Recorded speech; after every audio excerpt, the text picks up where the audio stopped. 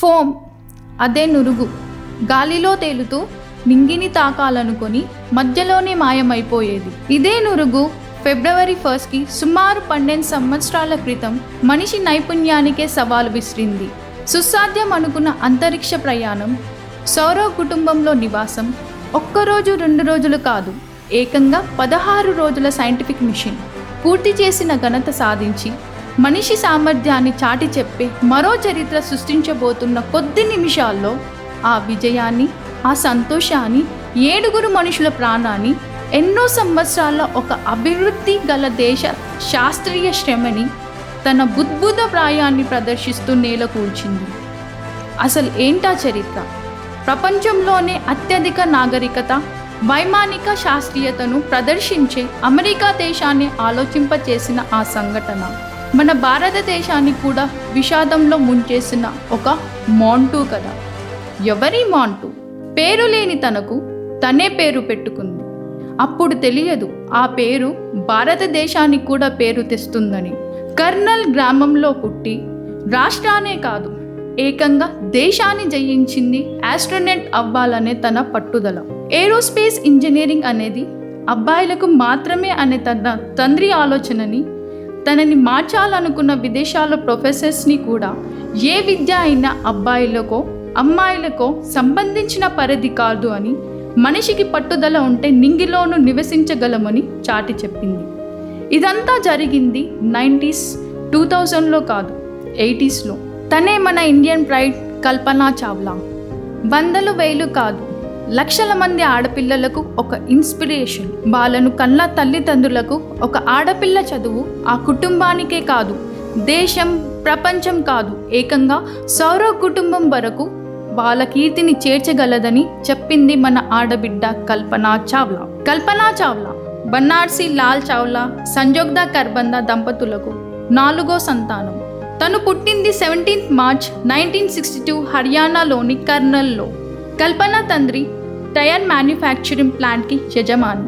వీళ్ళ కుటుంబం Pakistan India partition సమయంలో హర్యానాకి వచ్చింది.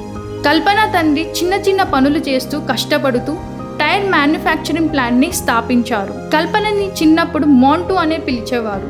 తనకి స్కూల్లో అడ్మిషన్ జరుగుతుండగా తన పేరు తనే నిర్ణయించుకుంది కల్పన అని, అంటే ఊహ.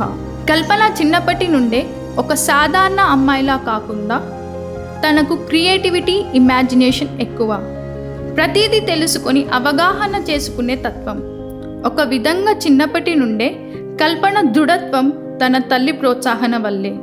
ఆ రోజులోనే తన 3 కూతుర్లని చదివించింది. కల్పనది కష్టాన్ని నమ్ముకున్న కుటుంబం. అదే తత్వం తనకు అలవడింది. చిన్నప్పుడు ఎండాకాలంలో తన కుటుంబం అంతా వేడిమితో నిట్టూర్స్తూ నిద్రపోగా తను మాత్రం తెల్లార్లు మినుకు మినుకుమని మెరిసే నక్షత్రాలని చూస్తూ గడిపేది. ఇది ఇలా ఉండగా గగనంలో విహరించాలనే తన ఊహ నిజం చేసుకోవాలనే పట్టుదల తనలో మొదలైంది కర్నల్ ఏవియేషన్ క్లబ్లో. రోజు తను తన ఇంటి మీద నుండి వెళ్ళే ప్లేన్స్ చూస్తూ ప్లేన్స్ని నడిపే పైలట్స్కి తన చేతులు ఊపుతూ ఉండేది. ఒక ఇంటర్వ్యూలో కూడా తను తెలిపింది, తను వాళ్ళ అన్నయ్య సైకిల్స్ మీద వెళ్తూ ప్లేన్స్ని ఆకాశంలో వెళ్తుంటే అలాగే చూస్తూ ఉండేవాళ్ళని. వాళ్ళ నాన్నని ప్లేన్స్ దగ్గరికి తీసుకెళ్ళమని అడిగితే పుష్పక్ గ్లైడర్లో రైడ్ చేయించే వాళ్ళని, అదే తనకు ఏరోస్పేస్ ఇంజనీరింగ్ మీద ఆసక్తి కలిగేలా చేసిందని తెలిపింది. కల్పన వాళ్ళ టీచర్స్ని ఆశ్చర్యపోయే క్వశ్చన్స్ ఎన్నో అడిగేదట. అది ఎలా అందరూ క్లాసెస్ అని, సెక్షన్స్ అని, మతాలని విభజించుకుంటారు, ఆకాశం నుండి చూస్తే అందరూ ఒకేలా కనిపిస్తారుగా అని. స్టూడెంట్స్ అందరూ చెట్లు, పుట్టలు, కొండలు డ్రా చేస్తే కల్పన మాత్రం రకరకాల ఏరోప్లేన్స్ అన్ని రంగుల్లో మబ్బుల్లో నుండి వెళ్తున్నట్టు డ్రా చేసేది. తను టాంబాయ్లా పెరిగింది. డాన్సింగ్, సైక్లింగ్, బ్యాడ్మింటన్, చదువుల్లో సైన్స్ తన ఫేవరెట్ సబ్జెక్ట్. స్కూల్లో మ్యాథ్స్ టీచర్ నల్ సెట్స్ అంటే శూన్యం, 0 ఎక్స్ప్లెయిన్ చేస్తూ ఎగ్జాంపుల్గా ఇండియన్ ఉమెన్ యాజ్ ఆస్ట్రోనట్స్ అని చెప్పింది. కల్పన ఏమో ఎవరికి తెలుసు, ఒకరోజు అది కూడా ఫిల్ అవ్వచ్చు అంది. ఆ రోజు తనతో పాటు ఎవ్వరూ ఊహించలేదు ఆ ఫిల్ చేసేది తనేనని. అలా చదువుని కొనసాగిస్తూ 12th బోర్డ్ పరీక్షల్లో అతి ఉత్తమ మార్కులతో పాస్ అయ్యి తర్వాత ఉన్నత విద్య కోసం అప్లై చేస్తుండగా తన తండ్రి తనని ఇంజనీరింగ్ కోర్సెస్ వద్దు అని, అది అబ్బాయిలకు మంచి కెరియర్ అని, అమ్మాయిలకి డాక్టర్ కానీ టీచర్ కెరియర్స్ బాగుంటుందని వారించగా తను మాత్రం నిర్ణయం తీసేసుకుంది. తన నిర్ణయం ఇక తను మార్చుకోదని అర్థం చేసుకున్న తన తల్లిదండ్రులు తనని చండీగఢ్లోని పంజాబ్ ఇంజనీరింగ్ కాలేజ్లో జాయిన్ చేశారు. అక్కడ కల్పన ఏరోనాటికల్ ఇంజనీరింగ్ కోర్స్ని ఎంచుకున్న అక్కడ కౌన్సిలర్స్ ఏరోనాటికల్ ఇంజనీరింగ్ కోర్సెస్కి ఎక్కువ జాబ్ ఆపర్చునిటీస్ ఉండవని సెకండ్ ఒపీనియన్ చెప్పమన్నారు. తనకి ఇక సెకండ్ ఒపీనియన్ అంటూ ఏమీ లేదని తను ఫ్లైట్ ఇంజనీర్ అవ్వాలని గట్టిగా నిర్ణయం తీసేసుకుంది.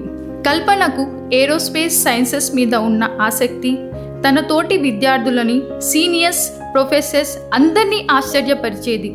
తన ఫస్ట్ ఇయర్ యాన్యువల్ డేకి Albert Einstein theory of relativity అనే టాపిక్ సంబంధించి ఒక పేపర్ ప్రజెంట్ చేసింది.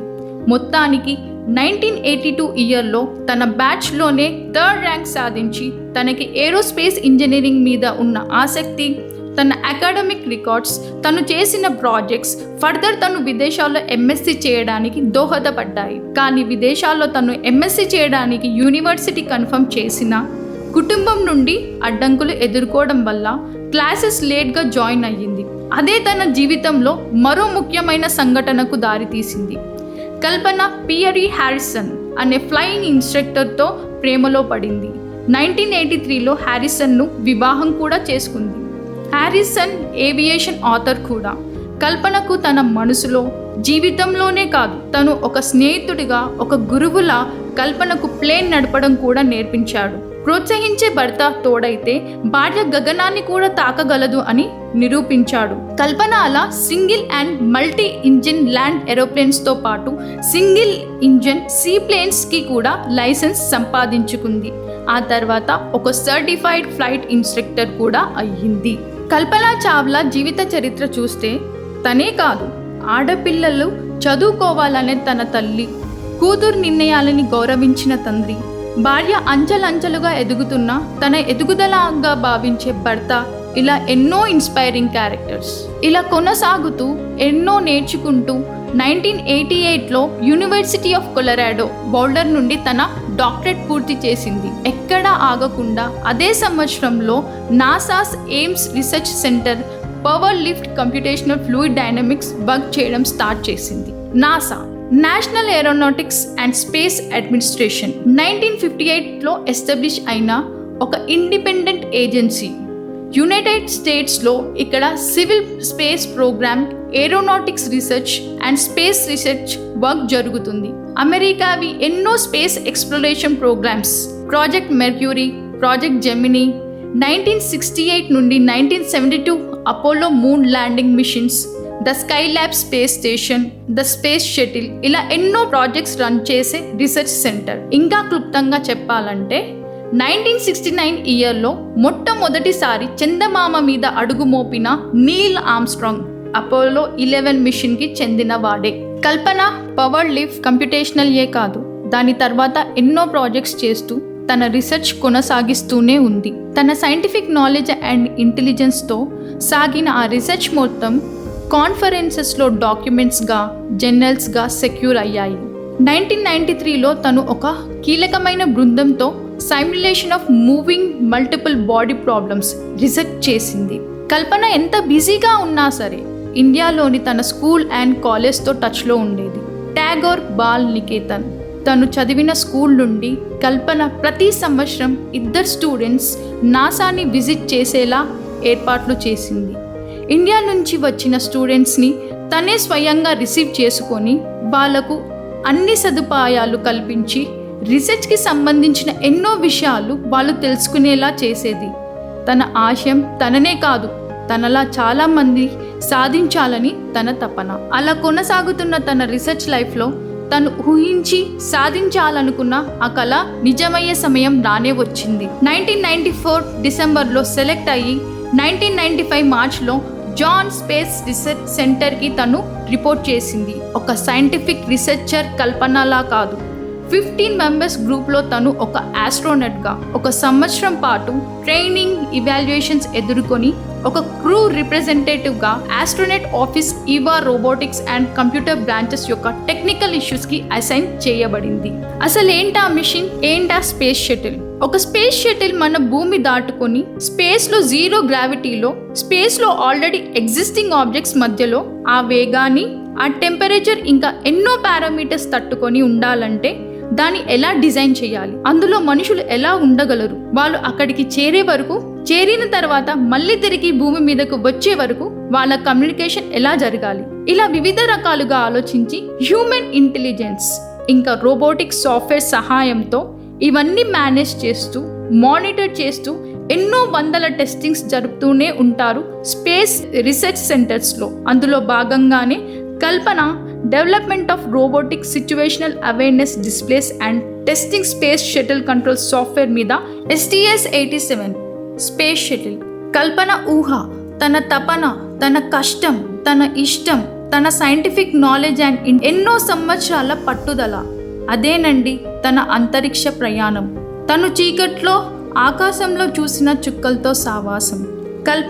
కల్పనతో పాటు 14 మెంబర్స్తో 10.4 మిలియన్ మైల్స్ 252 ఎర్త్ యొక్క ఆర్బిట్స్లో ప్రయాణించి 376 అవర్స్ అంటే 15 days 16 hours గడిపింది స్పేస్లో. ఇలా Kalpana Chawla the first Indian origin women to go to space అని పేరుగాంచింది.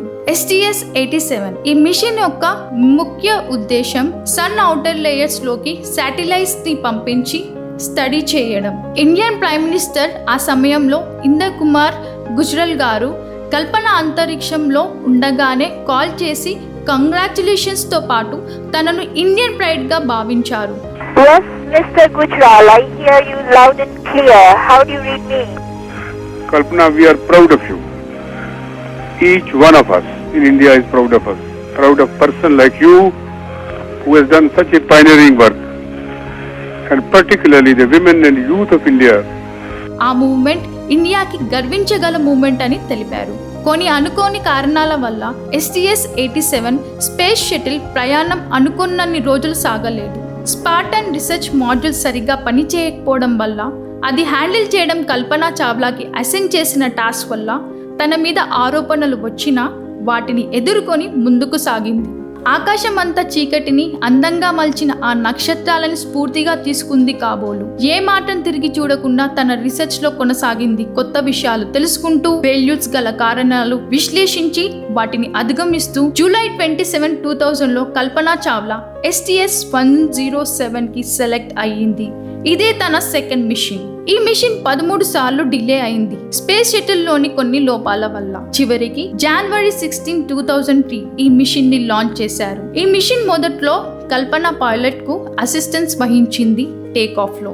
ఈ మిషన్ కి కమాండర్ లీడ్ రిక్ హస్పెన్, పేలోడ్ కమాండర్ మైకెల్ ఆండర్సన్, ముగ్గురు మెషిన్ స్పెషలిస్ట్, అందులో కల్పన చావ్లా ఒకరు. ఈ మిషన్ యొక్క ముఖ్య ఉద్దేశం నాన్ స్టాప్ ఎక్స్పెరిమెంట్స్ స్పేస్లో జరపడం. అది షిఫ్ట్ పద్ధతిలో life sciences, material sciences, fluid dynamics మీద చాలా ఎక్స్పెరిమెంట్స్ జరిగాయి. సుమారు 80 ఎక్స్పెరిమెంట్స్ జరిగాయి. అందులో 40 ఎక్స్పెరిమెంట్స్ డేటా ఏ విధంగానూ సెక్యూర్ చేయలేకపోయారు. రీసెర్చ్లో భాగంగా Kalpana combustion, crystal growth, granular materials and mist మీద స్టడీస్ చేశారు. వాటి మీదే కాకుండా ఈ మిషన్లో స్పేస్లో జరిగిన రీసెర్చ్లో కొన్ని ఇంట్రెస్టింగ్ థింగ్స్. మొదటగా మాట్లాడుకోవాల్సింది మన హ్యూమన్ సెల్ గ్రోత్ స్టడీస్. జనరల్గా ల్యాబ్లో హ్యూమన్ సెల్ 2D డైమెన్షన్లో 2 లేయర్స్లో పెరుగుతుంది. అదే హ్యూమన్ సెల్ స్పేస్లో 3D డైమెన్షన్లో స్పీరాయిడల్గా పెరగడం అబ్జర్వ్ చేశారు. అంటే మన హ్యూమన్ క్యాన్సర్ సెల్లా. ఈ స్టడీస్ ట్యూమర్ సెల్ బిహేవియర్ గురించి ఎక్స్ప్లెయిన్ చేస్తాయి. అదే కాకుండా నాసాతో స్పేస్ హబ్ వివిధ దేశాలు like Japan, Australia, Israel, America లాంటి కంట్రీస్ కొలాబరేట్ అయ్యాయి. వాళ్ళు చేయాలనుకున్న స్పేస్ స్టడీస్ వాళ్ళకి బదులు వీలు చేసేలా. అందులో భాగంగా స్కూల్స్ నుండి స్టూడెంట్స్ తెలుసుకోవడానికి కొన్ని అబ్జర్వేషన్స్ లైక్ యాంట్స్ మీద, సిల్క్ వామ్స్ మీద, స్పైడర్స్, క్రిస్టల్స్, ఫిషెస్, హనీబీస్ ఇవి స్పేస్లో ఎలా బిహేవ్ చేస్తాయో వాటి మీద స్టడీస్ చేసి 30% డేటాని గ్రౌండ్ స్టేషన్స్లో సెక్యూర్ చేశారు. ఇప్పటి వరకు జరిగిన రీసెర్చ్ ఒక ఎత్తు అయితే, వాళ్ళు కనుగొన్న మరొక ఇంట్రెస్టింగ్ ఫ్యాక్ట్ పూల గుర్తింపు వాటి సువాసనతోనే. వాళ్ళు అబ్జర్వ్ చేసిన ప్రకారం ఒకే పువ్వు దాని సువాసన భూమి మీద ఒకలాగా, స్పేస్లో ఇంకొకలాగా ఉండడం ఆశ్చర్యాన్ని కలిగించింది. ఇదంతా 16 రోజుల సుదీర్ఘ ప్రయాణం. స్పేస్లో జరిగిన రీసెర్చ్, ఈ ప్రయాణంలో మనిషి జీరో గ్రావిటీ ఎలా ఫీల్ అవుతారు, ఇంకా ఎన్నో మధుర అనుభూతులు, వీడియోస్లో, కాల్స్లో ఎర్త్ మీద ఉన్న టీంతో కమ్యూనికేట్ అవుతూ ఎన్నో కొత్త విషయాలు తెలిపారు STS-107 బృందం.